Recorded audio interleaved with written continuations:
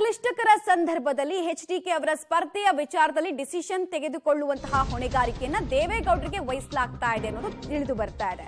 ದೇವೇಗೌಡರ ಅಂಗಳಕ್ಕೆ ಕುಮಾರಸ್ವಾಮಿ ಅವರ ಸ್ಪರ್ಧೆಯ ಚೆಂಡು ತಲುಪಿದೆ. ಸಭೆಯಲ್ಲಿ ಯಾವುದೇ ನಿರ್ಧಾರಕ್ಕೆ ಕುಮಾರಸ್ವಾಮಿ ಅವರು ಬಂದಿಲ್ಲ ಅನ್ನೋದು ಗೊತ್ತಾಗ್ತಾ ಇದೆ. ಹಾಗೆ ದೇವೇಗೌಡರ ಬಳಿಯಲ್ಲಿ ಚರ್ಚೆ ಮಾಡಿ ನಂತರ ತನ್ನ ತೀರ್ಮಾನವನ್ನ ತೆಗೆದುಕೊಳ್ತೀನಿ ಅಂತ ಹೇಳಿದ್ದಾರಂತೆ.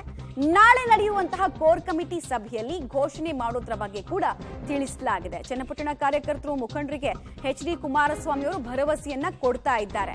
ಈ ಭರವಸೆಯನ್ನ ಕೊಟ್ಟರು ಕೂಡ ಒಪ್ಪೋ ಸ್ಥಿತಿಯಲ್ಲಿ ಕಾರ್ಯಕರ್ತರು ಹಾಗೂ ನಾಯಕರುಗಳು ಇಲ್ಲ. ಇದಕ್ಕೆಲ್ಲ ಹಿಂದಿರುವಂತಹ ಲೆಕ್ಕಾಚಾರ ಏನಂದ್ರೆ, ರಾಮನಗರವನ್ನ ಸ್ವಲ್ಪ ನಿರ್ಲಕ್ಷ್ಯ ಮಾಡಿದ್ದಕ್ಕೆ ರಾಮನಗರದ ಮೇಲೆ ಹಿಡಿತ ಸಾಧಿಸಿದ ಯಾರು? ಕಾಂಗ್ರೆಸ್ನವರು. ಈಗ ಚನ್ನಪಟ್ಟಣವನ್ನ ಕೂಡ ಬಿಟ್ಟು ನೀವು ಮಂಡ್ಯ ಕಡೆಗೆ ಹೋದ್ರೆ ಚನ್ನಪಟ್ಟಣದ ಮೇಲೆ ಬಿಜೆಪಿಯವರ ಹಿಡಿತ ಸಾಧಿಸಿದಂಗಾಗತ್ತೆ. ಮತ್ತೆ ನಮಗಳಿಗೆ ಅವಕಾಶ ಇರೋದಿಲ್ಲ ಇಲ್ಲಿ ಅನ್ನುವಂತಹ ಆತಂಕ ಕೂಡ ಜೆಡಿಎಸ್ ನ ಕಾರ್ಯಕರ್ತರನ್ನ ಕಾಡ್ತಾ ಇದೆ. ಬಹಳ ಜನಕ್ಕೆ ಅನ್ಸುತ್ತೆ, ಚನ್ನಪಟ್ಟಣದಿಂದ ಮಂಡ್ಯ 100 ಕಿಲೋಮೀಟರ್ ದೂರ ಇದೆಯಾ, 200 ಕಿಲೋಮೀಟರ್ ದೂರ ಇದೆಯಾ, ಅಲ್ಲೇ ಪಕ್ಕದಲ್ಲೇ ಇರ್ತಾರೆ, ಯಾಕೆ ಇಷ್ಟೊಂದು ಆತಂಕ ಅನ್ನುವಂತಹ ಒಂದು ವಿಚಾರ ಕೂಡ ಇರುತ್ತೆ. ಎನಿವೇಸ್ ಈ ವಿಚಾರದಲ್ಲಿ ಡಿಸಿಷನ್ ಮಾಡ್ತಾರೆ, ಡಿಸೈಡಿಂಗ್ ಫ್ಯಾಕ್ಟರ್ ಆಗ್ತಾರೆ ದೇವೇಗೌಡರು ಅನ್ನೋದನ್ನ ಕೂಡ ಕುಮಾರಸ್ವಾಮಿ ಅವರು ಬಂದಿದ್ದಂತಹ ಕಾರ್ಯಕರ್ತರಿಗೆ ತಿಳಿಸಿದ್ದಾರೆ. ಡೀಟೇಲ್ಸ್ ಕೊಡ್ತಾರೆ ಶ್ರೀನಿವಾಸ್. ಇಷ್ಟೆಲ್ಲ ಕಗ್ಗಂಟ ಆಗ್ತಾ ಇದೆ ಕುಮಾರಸ್ವಾಮಿ ಅವರ ಸ್ಪರ್ಧೆ ವಿಚಾರ.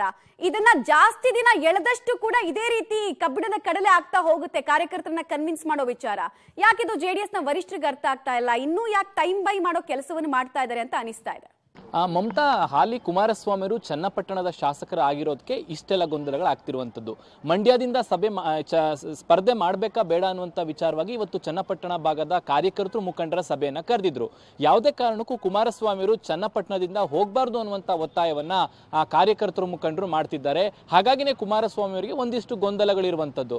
ಮಂಡ್ಯ ಭಾಗದ ಕಾರ್ಯಕರ್ತರು ನೀವು ಯಾವುದೇ ಕಾರಣಕ್ಕೂ ಮಂಡ್ಯದಿಂದನೇ ಸ್ಪರ್ಧೆ ಮಾಡಬೇಕು ಅನ್ನುವಂಥ ಒತ್ತಡವನ್ನ ನಿನ್ನೆ ಹಾಕಿದ್ರು.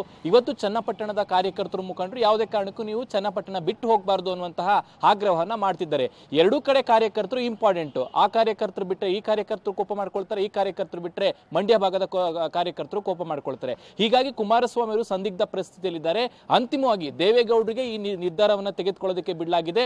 ನಾಳೆ ಕುಮಾರಸ್ವಾಮಿ ಅವರ ನಿವಾಸದಲ್ಲಿ ಕೋರ್ ಕಮಿಟಿ ಸಭೆ ಇದೆ. ಆ ಒಂದು ಸಭೆಯಲ್ಲಿ ದೇವೇಗೌಡರ ಅಭಿಪ್ರಾಯಗಳನ್ನು ತೆಗೆದುಕೊಂಡು ಅಂತಿಮವಾಗಿ ಮಂಡ್ಯದಿಂದ ಯಾರು ಸ್ಪರ್ಧೆ ಮಾಡಬೇಕು ಅನ್ನುವಂಥದ್ದನ್ನ ಘೋಷಣೆ ಮಾಡಲಾಗುತ್ತೆ ಅಂತ ನಿಖಿಲ್ ಕುಮಾರಸ್ವಾಮಿ ಹೇಳಿರುವಂಥದ್ದು.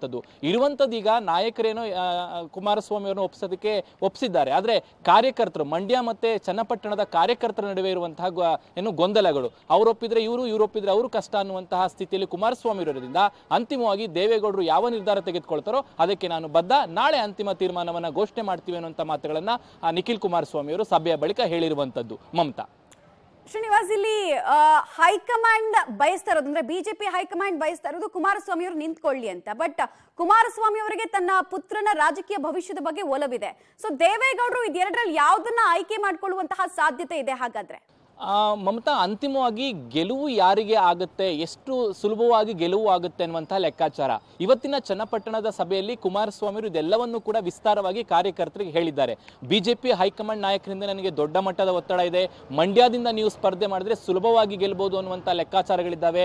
ಕುಮಾರಸ್ವಾಮಿ ಅವರು ಮಂಡ್ಯದಿಂದ ಸ್ಪರ್ಧೆ ಮಾಡಿದ್ರೆ ಹಳೆ ಮೈಸೂರು ಭಾಗದ ಬೇರೆ ಬೇರೆ ಕ್ಷೇತ್ರಗಳಲ್ಲೂ ಕೂಡ ಅದು ಬಿಜೆಪಿ ಅಭ್ಯರ್ಥಿಗಳಿಗೆ ಇಂಪ್ಯಾಕ್ಟ್ ಆಗುತ್ತೆ ಅನ್ನುವಂತಹ ಲೆಕ್ಕಾಚಾರದಲ್ಲಿ ಬಿಜೆಪಿ ಹೈಕಮಾಂಡ್ ಇದೆ.